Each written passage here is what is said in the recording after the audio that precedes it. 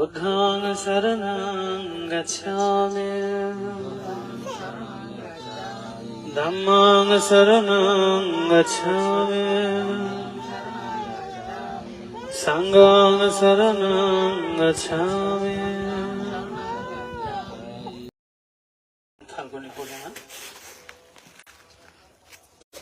এই শুভ ফাল্গুনী পূর্ণিমার তিথিতে মহাকারণিক বুদ্ধের সেই স্মরণীয় এবং অত্যন্ত পূর্ণময় পবিত্র বেশ কিছু ঘটনা ছিল, যেগুলোর স্মৃতিচারণ আমরা এখনো করি।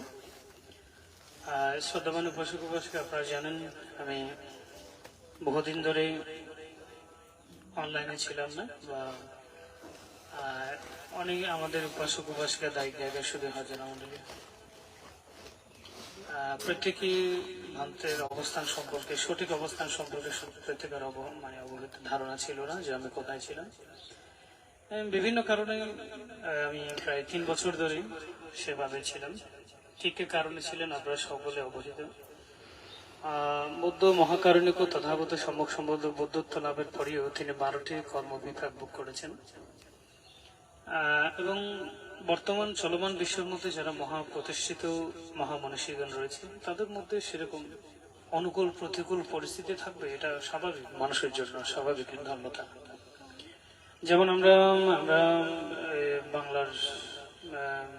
বাংলার মহান সেই রাজকুমার যে অতীশ দীপঙ্কর শ্রী জ্ঞানের যদি কথা বলি, ওনার জীবনটা অত্যন্ত একটা রোমাঞ্চকর জীবন ছিল।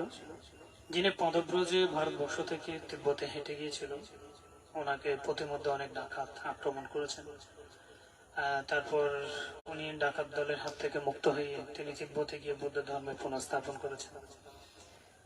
এই অতীশ দীপঙ্কর শ্রীজ্ঞান, যিনি ওনার জীবনের মধ্যে ওনার 25 বছর আয়ু কমে গিয়েছিল। ওনার আয়ু ছিল 100 বছর, এই ধর্ম প্রচারের কারণে ওনার 25 বছর আয়ু ফুরিয়ে গিয়ে উনি 75 বছর জীবিত ছিলেন। তারপরে আমরা মহান মহাসংঘনায়ক বিশুদ্ধানন্দ মহাতেরো, যিনি 1971 সালে মুক্তিযুদ্ধের সময় বৌদ্ধদের মানে পাকিস্তানি হানাদার বাহিনী থেকে মুক্ত করেছিলেন। ওনার জীবনে অনেক ঘাত প্রতিঘাত প্রতিকূল পরিস্থিতি ছিল, এবং বর্তমান বিশ্বের মধ্যে একমাত্র বৌদ্ধ ভিক্ষু যিনি ওয়ার্ল্ড ফেমাস বৌদ্ধ ভিক্ষু, যিনি দালাই লামা, যিনি 1962 সালে তিব্বত থেকে তিনি তিব্বতের রাজকুমার ছিল।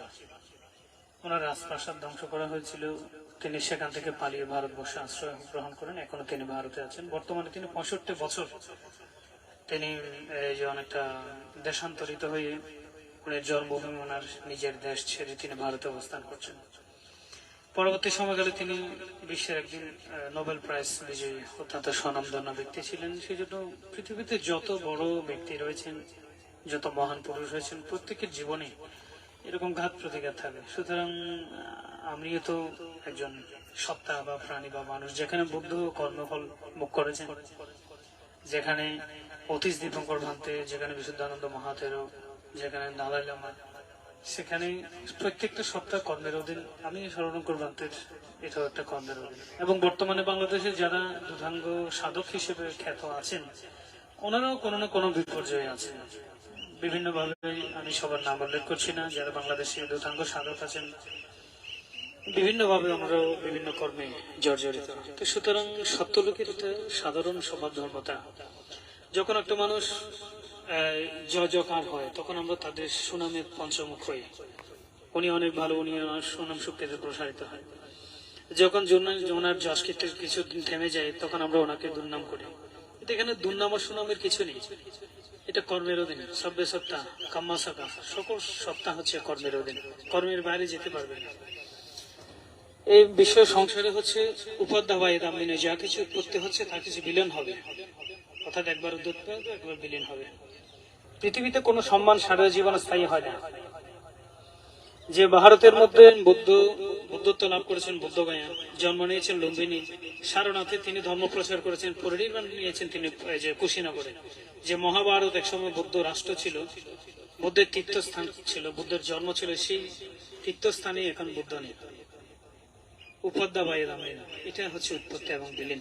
তো সাধারণ মানুষের মুখের মধ্যে 5 লোকে কিছু বলে, অনেক কথা বলবে, তারা তো জ্ঞানহীন।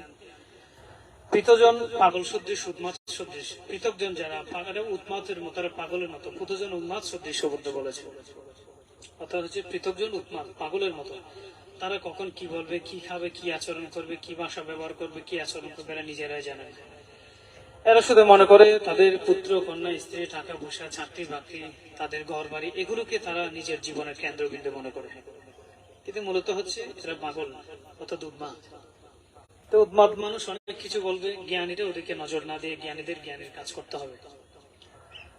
এই অনন্ত জগৎ সংসারে উন্মাদ মানুষ, পাগল মানুষ, পৃথকজন মানুষ অনেক থাকবে। তারা উন্মাদের মতো বাক্যালাপ করবে, আচরণ করবে, বিভিন্ন মন্তব্য করবে। কিন্তু যারা মহাপুরুষ, যারা বুদ্ধিসত্ত্ব, যারা বুদ্ধ, যারা রহত, যারা মার্গলাভী, তাদের সকৃত কার্যের মধ্যে ধর্ম প্রচারের ক্ষেত্রে, ধর্ম রক্ষার ক্ষেত্রে, জাতি রক্ষার ক্ষেত্রে ওনাদের সে অগ্রণী কাজগুলো ওনারা নিজেরাই করে যাবে। এতে মানুষ কি ভালো বলবে না খারাপ বলবে, এতে মানুষ সুনাম করবে না প্রশংসা করবে, সে কখনো সেটা ওখানে মহাপুরুষ কখনো বিচলিত হবেন না। যেখানে মহাপুরুষরা সংসার ত্যাগ করেছেন, জীবনের উৎসর্গ করে দিয়েছেন, অর্থাৎ মরে গেলেও আমি বুদ্ধের শাসনে থাকবো, যেখানে উনি জীবন উৎসর্গ করেছেন সেখানে সেখানে প্রতিঘাত কি, দুর্নাম কি, অপপ্রচার, এটা তো কোনো ব্যাপারই না ওনার জন্য। যে মানুষ নিজের জীবনকে উৎসর্গ করতে পারে সে মানুষের জন্য দুর্নাম কাকে বলে,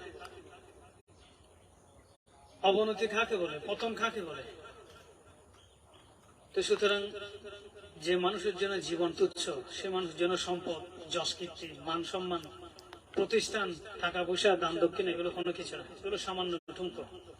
তো সেজন্য আপনারা মনে করবেন না যে আমরা বৌদ্ধ জাতি, বৌদ্ধ ধর্ম, বৌদ্ধ শাসন রক্ষার ক্ষেত্রে আমরা যে পিছনে পড়ে আছি বা আমরা যে দমিত হয়ে আছি, আমরা যে চুপ করে আছি সেরকম নয়।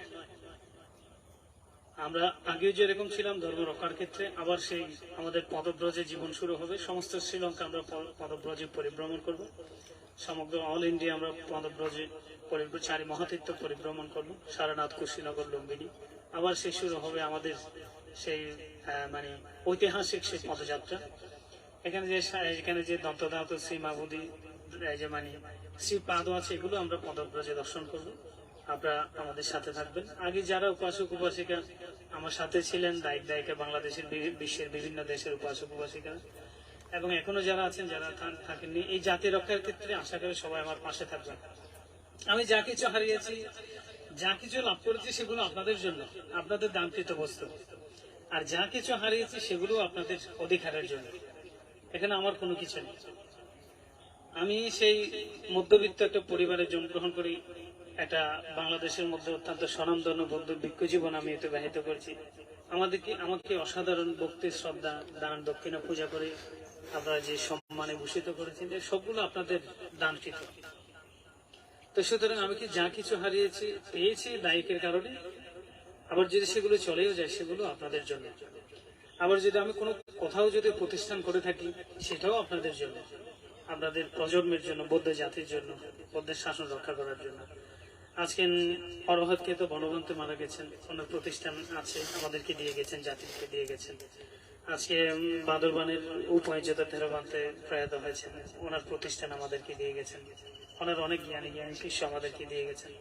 ঠিক আমরাও সে প্রতিষ্ঠান করে যাচ্ছি, আমরা যে শিষ্য প্রতিষ্ঠা করে যাচ্ছি, একসময় আমি থাকবো না, এগুলো আপনাদেরকে দিয়ে যাব। এখানে মৃত্যুর সময় 3.5 হাত মাটিও আমার সাথে যাবে না, এই সুন্দর শরীরও আমার সাথে যাবে না।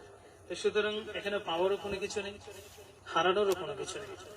সুতরাং শ্রদ্ধামৃত পূজারী উপাসক উপাসকের দায়িত্ব দেখে শরীর জনমন্ডলী, আপনারা মনে করবেন না যে শরণকর বাঁধতে থেমে গেছে। আমি থামি নাই, আমি থামবো না। যতদিন বেঁচে আছি আমার এই শ্বাস প্রশ্বাস, আমার এই রক্তবিন্দু, আমার এই জীবন বৌদ্ধের শাসনের জন্য, বৌদ্ধের জাতির জন্য, বৌদ্ধের চরণে আমি উৎসর্গ করেছি। এবং অতীতে যে পথে ছিলাম এখনো সেই পথে থাকবো, এবং মৃত্যুর আগ পর্যন্ত সেই পথে থাকবো। আমাকে আপনাদের সাথে পাবেন, যেখানে বৌদ্ধ জাতি, বৌদ্ধ ধর্ম এবং বৌদ্ধের শাসন যেখানে অবক্ষয় হবে, অবনীত হবে, সেখানে আমি আমার সাধ্য অনুসারে আমি আপনাদের সাথে থাকবো। আজকে আমার কথা দীর্ঘায়িত করছি না, সবাই ভালো থাকবেন। আমরা ছোট্ট একটা সূত্রপাঠ শ্রবণ করবো, তারপর আমরা আমাদের অনুষ্ঠান সমাপ্ত করবো। কত বাজে এখন? 11টা।